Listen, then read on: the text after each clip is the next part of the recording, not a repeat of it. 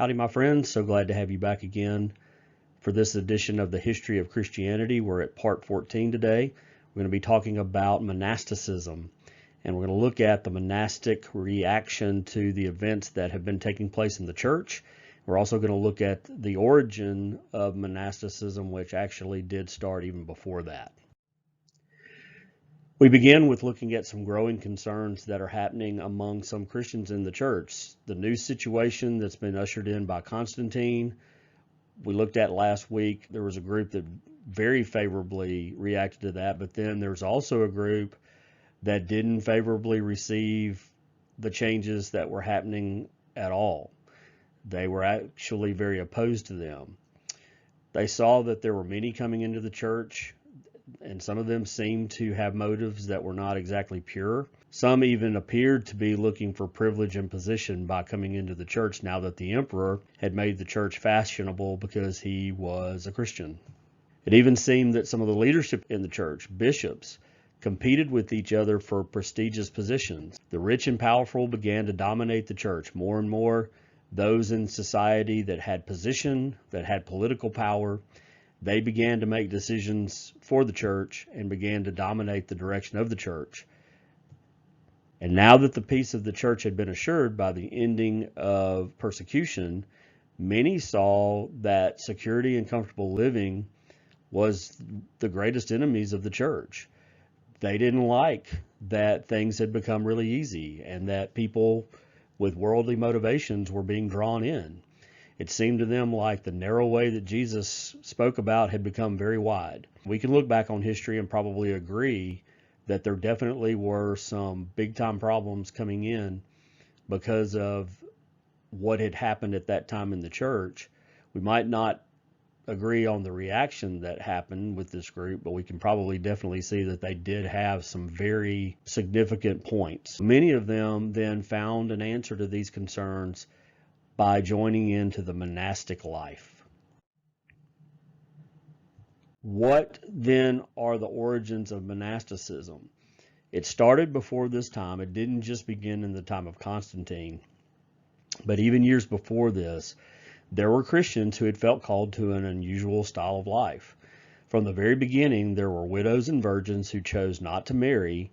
They instead devoted their time to the work of the church. We talked about this earlier. For many women in the church, this was really the only way that they could be involved in a leadership role or a teaching role.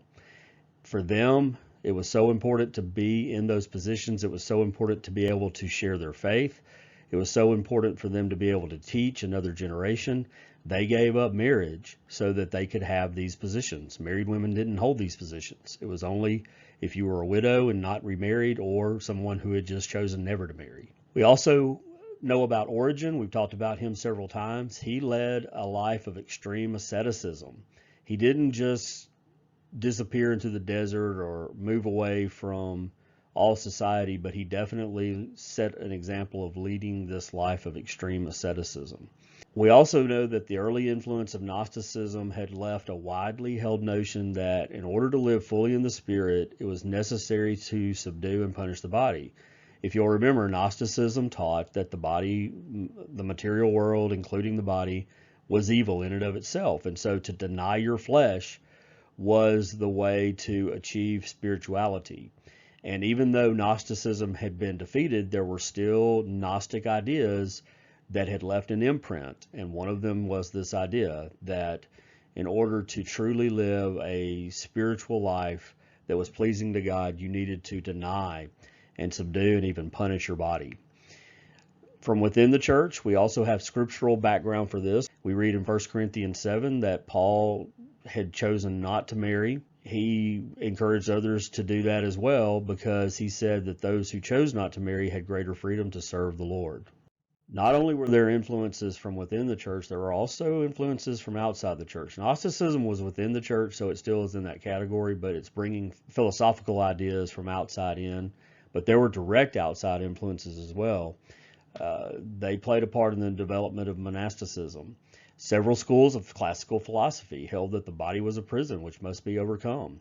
One of those was Stoic teaching, and the Stoics taught that passions are the great enemy of true wisdom and must be subjugated. Again, this is that Greek thinking that the material, the physical, all of that is something to be denied. It's something to be overcome. It's evil in and of itself. Not that just particular acts that you may do could be evil or good, but anything that had to do with the physical, and especially if it was a pleasing thing for your body, you should deny that. And those outside influences definitely played a part. Remember, we've got people now that are in charge of the church and coming into the church that were very heavily influenced by classical teaching and pagan religion. And although they denied those things, or at least put them underneath the teaching of the Christian church, that didn't mean that they didn't carry that baggage with them into the church. We all carry baggage into our religious lives. And even our reading of Scripture is colored by things that we've heard and things we've been taught. Other people giving their ideas. We carry that with us. It's something that's very difficult to overcome, and it probably is impossible to do. So these people were no different than us. They brought in these ideas, and that definitely influenced what movement was going on at this time to monasticism. Many religious traditions in the Mediterranean basin that these people came from included these ideas: sacred virgins, celibate priests, eunuchs, and others who chose lifestyles which set them apart for service to the gods. While those things had been left behind, not everything about them was left behind. They were brought in, and if it was a good thing to live a lifestyle of being celibate or being a eunuch or just in some way being set apart, if that was a good thing in pagan religion, then certainly wouldn't it also be a good thing in the Christian religion? So these things were brought in, and they heavily influenced what was going on right now in monastic lifestyle. Christian monasticism drew its ideals from all of these sources as well as from Scripture. We can't look at just one thing. It's not even completely, totally in Scripture. There are philosophical ideas from the outside. There are other religious backgrounds that people brought in with them. All of these things combined to help create the monastic movement.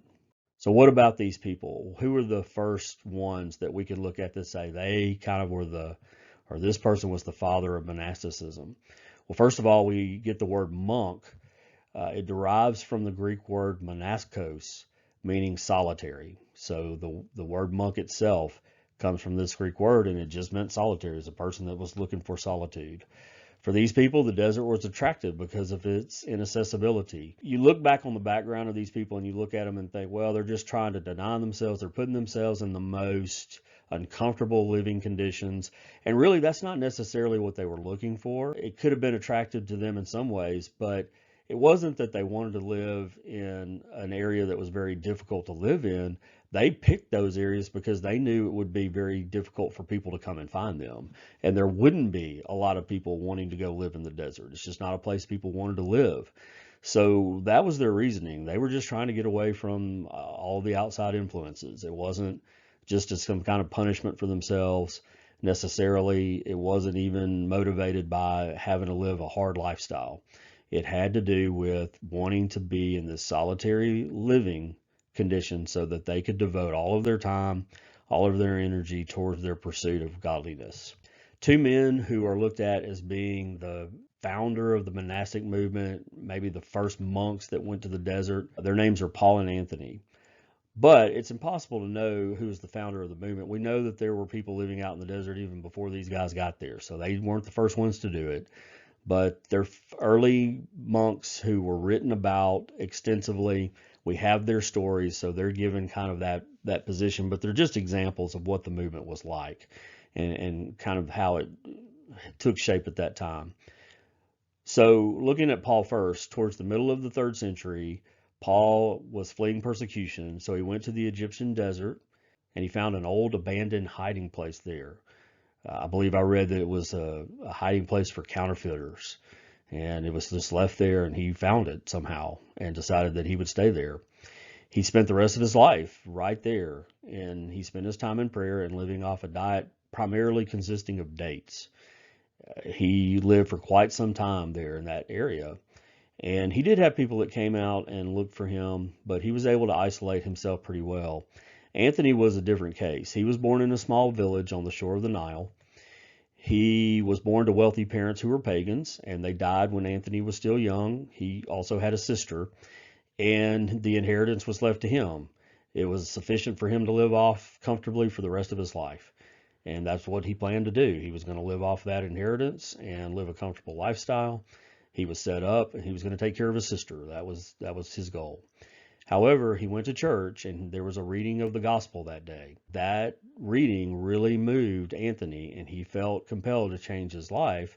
And the reason for that is the text was the story of the rich young ruler. If you remember this story, Jesus encounters a rich young ruler and basically the man says to him, I've done everything I'm supposed to do. I follow the law. What else do I need to do? I don't feel like I'm at the point where I can consider myself to be saved.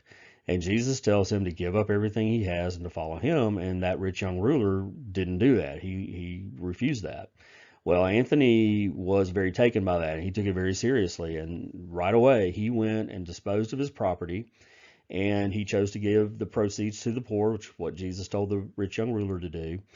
And not long after that, he left for the desert. Now, he did leave a small portion of that inheritance to take care of his sister, and he wasn't going to touch any of it, but he wanted her to be taken care of. However, later on, he even decided not to do that. He decided that God needed to be the one to take care of them, so he got rid of even that portion. He left her in the care with some of these women that we talked about that were devoted to just helping people in the church. They were widows who didn't remarry or virgins who decided to never marry. And he left them in their care and went back into the desert. So she ended up not getting any of it either. But early on, Anthony regretted leaving behind his wealth for the monastic lifestyle. He felt a lot of regret and he felt a lot of temptation to go back. And he fought that off. He even felt like he was being tormented by demons. And in fact, when you read the account of his life, he was said to have actually had physical confrontations with demons that left him sore. He would talk about how after having a night of struggle with these demonic presence, he would wake up the next day and just be sore all over his body, seemingly from a physical struggle with them. We don't know how much of this is accurate, but it's an account that he gave. So there's nothing to say that that can't happen. And Anthony struggled. He struggled with this throughout his life. And that led him to retreat further and further away from society and further into the desert, away from those who wanted to be around him. And he was pursued because the more radical he became, the more people wanted to be around him.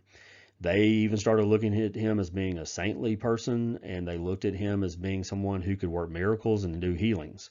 So he had those coming after him that wanted to learn from him how to live this monastic lifestyle because he was sort of propped up as the example of one who really led it in a serious, serious way.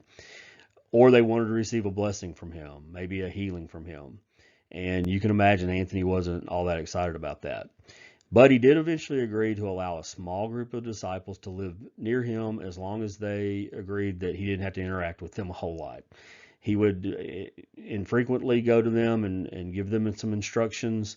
They would kind of take care of him and make sure he had things to eat. Even at the very end of his life, when he became very feeble, a couple of these disciples actually lived with him so they could care for him. And he lived that way for the rest of his life. He died in AD 356. And these two men, Paul and Anthony, left a great impression of early monasticism.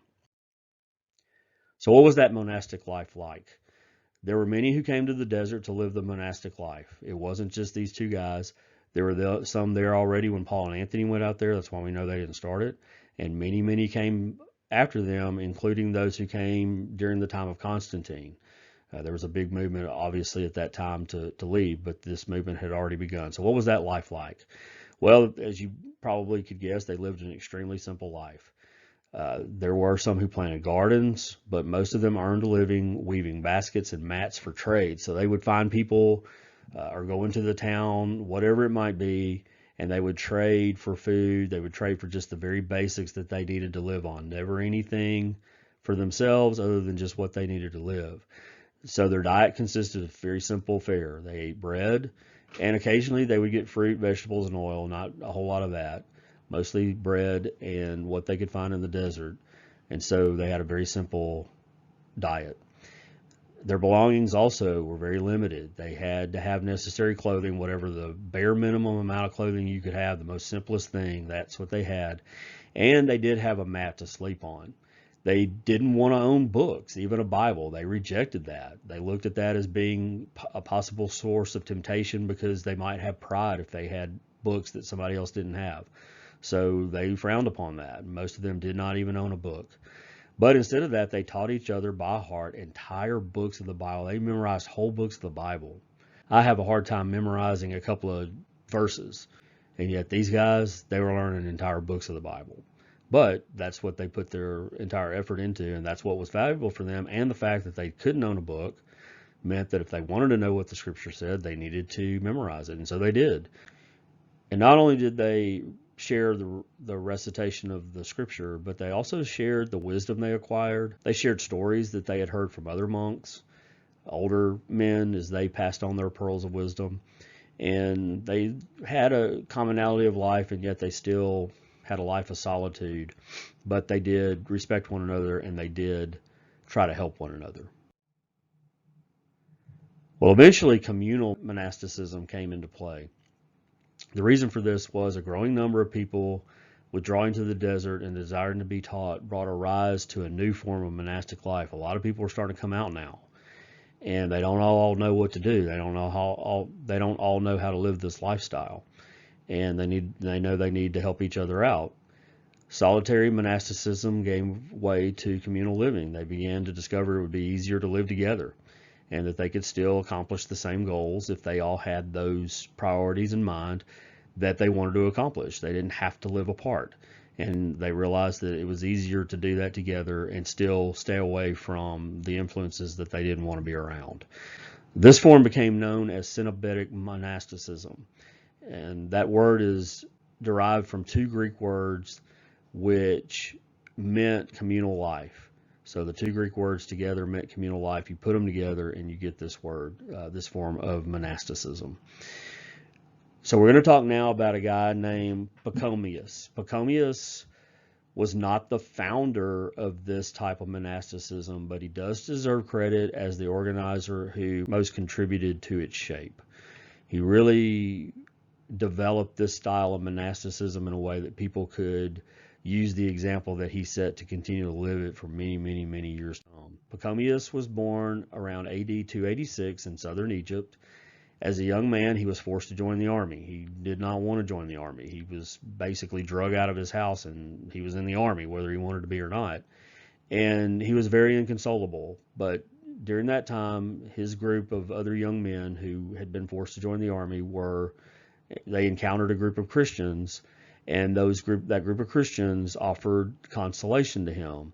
And that made a really profound impact on him. He remembered that group for the rest of his life, and it made a change in the course of his life. Inexplicably, he was released from the army not long after that, and when he was, the first thing he wanted to do was find someone who would teach him the ways of the Christian life and to baptize him. After that happened, he did go under the instruction of a Christian who taught him what he wanted to know. He was baptized, and then some years later he withdrew to the desert. Pachomius began a life of solitude in the desert, and he was joined only by his brother. He had no intention of ever being out there with any other group. He wanted to be by himself. But one day he had a vision, and in that vision, an angel instructed him to serve humankind. And at first, Pachomius rejected it. He said, "No, this is not why I came here. I came out here to serve God. I don't want to be around people."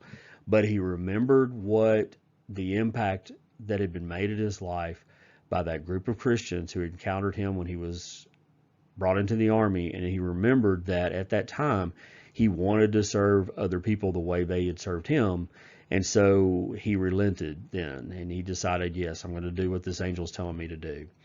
That changed the direction of his monastic life, and it led him eventually to form a group. It started by Pachomius and his brother building a large enclosure, and they then went around and recruited some fellow monks to join them. And he had envisioned in his mind that they would form this community, they would have rules, they would join together, and they would form this communal type of living. But things didn't go so well. Pachomius desired to teach the members of this community what he knew about prayer and contemplation, but that group did not survive. It went away. The reason that it went away was there was a breakdown in discipline, and the members of the group had not been very well picked by Pachomius. They weren't really on board with doing what he wanted to do, and they actually complained that he was being too hard on them. They thought that his way of doing things was that he was asking too much. And so Pachomius decided to expel them and start from scratch. So you may be thinking, well, okay, if Pachomius heard that from this group, then probably if he started another group, he would kind of lighten up on them. Well, no, actually it was the opposite of that. When Pachomius started his next group, he made his demands even more rigorous for those who joined. There were a few things that he demanded of anybody that wished to join that community. First of all, they had to give up all their goods and promise absolute obedience to their superiors. So no questions asked, they were to do as they were told. All of them were told that they would work with their hands, and none would be allowed to consider any task unworthy of them. In fact, the way Pachomius really reinforced that rule was that whatever was the most menial task was the one that he did. So he definitely led by example. And he also had a rule of mutual service. So even those in authority had to serve those under them. Even though those under them were commanded to do what the authority said, those in the authority were commanded to serve those under them. So this was a very rigorous lifestyle that Pachomius came up with, and he decided that was the best way to keep what had happened from the first group happening again, and it turns out he was right. That monastery that Pachomius founded on the basis of those rules grew rapidly. He attracted a lot of people to join him. In fact, remember his sister had been left kind of to be taken care of by others. Well, she joined now too, and her name was Mary. She founded the similar community for women. So she was founder of this same kind of communal living situation for women. Mary went along with that. These monasteries were encircled by a wall with a single entrance, and within them were several buildings. There was a church, they had a storehouse, there was a refectory, a meeting hall, and also living quarters for the monks. And the way he divided up the monks was he had them live together. They didn't live alone, they would be paired up, but they would live in quarters based on the job that they did. So all the people that were involved as cobblers would live together. All those that were gatekeepers would live together. So they lived with the other people that did the same job that they did. So we're going to stop there because we're running out of time. And there's more to say about the monastic lifestyle. It eventually came into the church itself, and once again, because it became influenced by those that were in powerful positions and maybe didn't have the best motives in mind, they changed some of the ways that this happened. We'll talk more about that in coming episodes. Instead of really looking at that right now, we'll look at the effects of it as we go. Next week, we're going to look at another group that also had problems with the main organized church and went and kind of created their own split group. And it unlike the monastic movement, this created a big issue in the church. So I hope you'll be able to come back next week to hear about that. Thanks for spending time again listening to the history of Christianity. Hope you have a great week, and hope to talk to you again next week.